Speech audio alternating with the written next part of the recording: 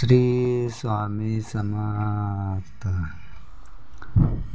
तर दुसरी महत्त्वाची गोष्ट म्हणजे स्वामी सूत हरिभाऊ तावडे नंतर स्वामींचे आत्मलिंग मिळालेले दुसरे एकमेव व्यक्ती म्हणजेच हे आनंदनाथ महाराज होत। यावरून आपल्याला त्याची योग्यता समजेल।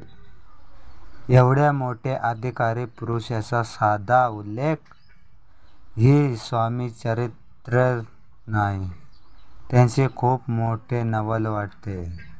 श्री स्वामी समर्थ।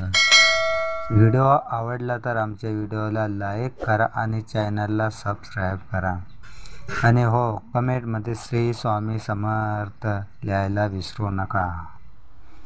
आपण ही आज आनंदनाथ महाराज यांचे अनेक अभंग सुरले गीत म्हणून गायक अजित कडे यांच्या आवाजात ऐकतो।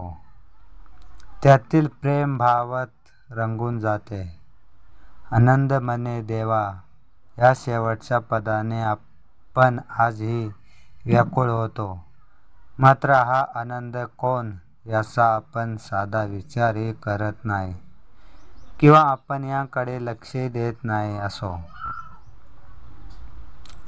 ह्या आनंदनाथ महाराजांनी अक्कलकोटचे महती सांगणारे शेकडो अभंग लिहिले आहेत। यांतील निवडक 3 अभंग आपण पाहणार आहोत।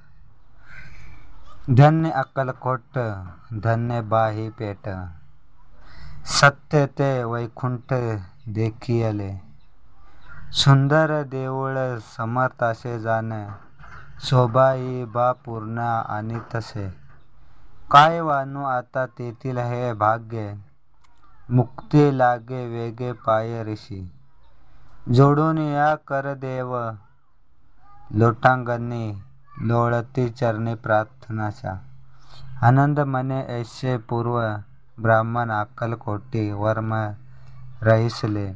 श्री स्वामी समर्थ। श्री स्वामी समर्थ।